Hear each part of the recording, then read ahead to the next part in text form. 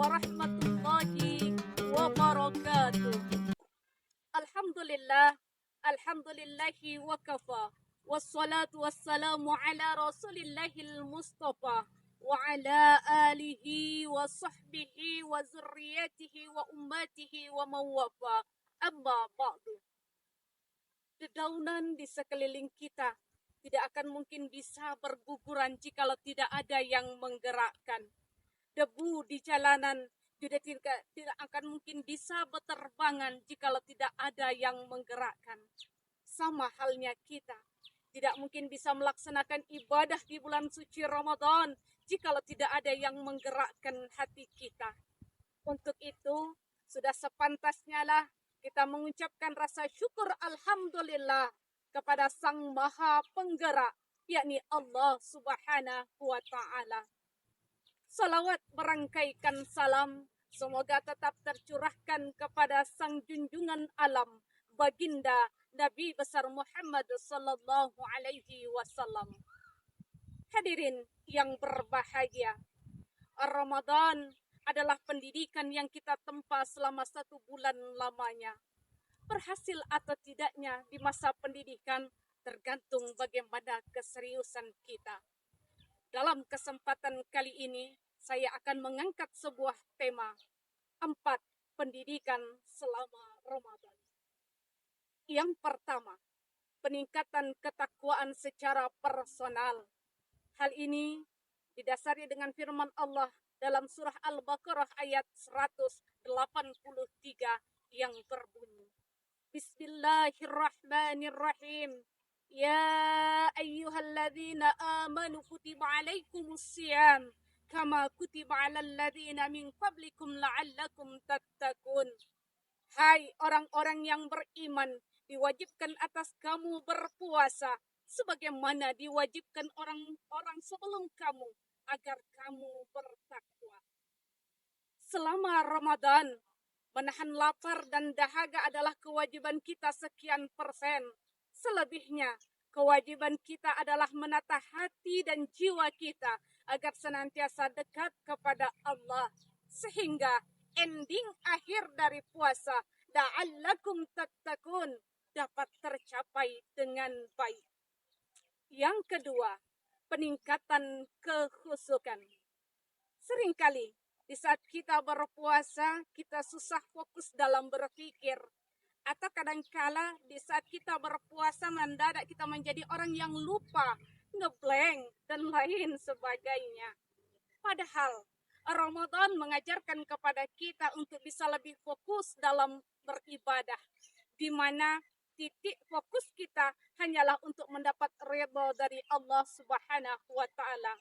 Sebagaimana firman Allah Ta'ala dalam sebuah hadis qudsi yang berbunyi, setiap amalan anak Adam akan bernilai pahala di dalamnya, kecuali puasa. Puasa untukku, maka akulah yang akan memberi pahala kepadanya. Yang ketiga, peningkatan dalam menjaga lisan dan menjauhkan dari sifat sombong. Tidak hanya menahan diri dari segala sesuatu yang membatalkan puasa, tetapi puasa juga mengajarkan kepada kita untuk dapat menjaga lisan dengan sebaik-baiknya. Ada sebuah pepatah mengatakan, jikalau pedang melukai tubuh, masih ada harapan sembuh. Tapi jikalau lisan melukai hati, kemana obat hendak dicari. Ngerumpi kadangkala sering menjadi sebuah hobi. Awal mula ngerumpinya biasa-biasa saja, tapi lama-kelamaan ngerumpinya luar biasa. Mulai ngepoin tetangga, ngeburukin orang lain, menyebar fitnah, berita hoaks, dan lain sebagainya. Sehingga kebiasaan buruk yang sedemikian bisa jadi akan terbawa sampai Ramadan. Amat sangat disayangkan sekali hadirin, kita mampu menahan lapar dan dahaga di bawah teriknya matahari, tapi kita tidak mampu menjaga lisan kita dari perbuatan buruk, sehingga dapat merusak amal ibadah puasa kita. Padahal Rasulullah Sallallahu Alaihi Wasallam sudah mengingatkan kepada kita Man kana yu'minu billahi wal yaumil akhir falyakul khairan aw liyasmut. Siapa yang beriman kepada Allah dan hari kiamat, hendaklah mengucapkan perkataan baik atau lebih baik diam. Lisan yang tidak baik kerap sekali hubungannya dengan adanya sikap takabur, yakni merasa diri yang paling mulia, paling pintar, paling kaya, paling segala-galanya. Sehingga kadangkala manusia lupa bagaimana cara menghormati dan menghargai orang lain. Padahal ingatlah selalu, innahu la yuhibbul mustakbirin. Sesungguhnya dia tidak menyukai orang-orang yang sombong. Tidak ada yang kekal dalam kehidupan kita. Harta, jabatan, kemewahan, bahkan pasangan yang sangat kita cintai sekalipun dapat dengan sekejap mata diambil oleh Allah Subhanahu wa Ta'ala. Akan datang masanya di mana pada waktu itu nama kita akan melayang di udara. Seluruh sanak saudara, kerabat akan menyebut nama kita. Bahkan orang akan datang berduyun-duyun ke rumah kita. Dan siapapun yang mendengar berita ini akan mengucapkan kalimat, Inna lillahi wa inna ilaihi raji'un. Dengan kejadian yang sedemikian, hendaknya membuka mata hati kita bahwasanya tidak ada yang bisa kita sombongkan di muka bumi ini. Semua milik Allah dan semua akan kembali kepadanya. Ingatlah, kebaikan yang kita tanam selamanya akan dikenang dengan kebaikan, dan keburukan yang kita tanam, kesombongan yang kita tanamkan selamanya hanya akan menjadi bahan perguncingan. Yang keempat, peningkatan kesabaran. Manusiawi, kalau kita sebagai manusia seringkali terbakar emosi, tetapi manusia yang selalu mendekatkan diri kepada Ilahi tentu dapat mengontrol diri.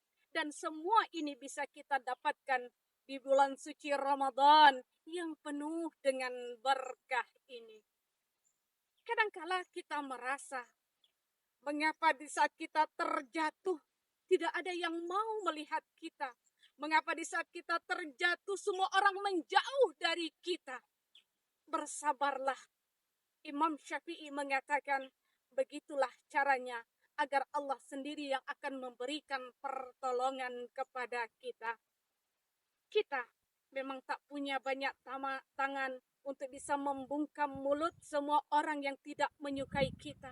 Tapi kita punya kedua tangan yang selalu kita tadahkan dan meminta kepada Allah agar orang sedemikian diberikan kelembutan hatinya. Memilih untuk diam dan bersabar, tidak perlu menjelaskan segala sesuatu, karena orang-orang yang mencintaimu tidak akan membutuhkan penjelasanmu, dan orang-orang yang membencimu tidak akan pernah percaya dengan penjelasanmu. Semoga selama Ramadan kita dapat menempa pendidikan ini dengan sebaik-baiknya, dan setelah Ramadan pergi meninggalkan kita, kita tetap selalu istiqomah dalam kebaikan. Pergi ke pasar, beli buah-buahan, buah dibeli untuk berbuka puasa. Selamat menjalankan ibadah di bulan suci Ramadan dengan iman dan takwa. Ubur-ubur ikan lele, Purnawati pamit dulu le. Wassalamualaikum warahmatullahi wabarakatuh.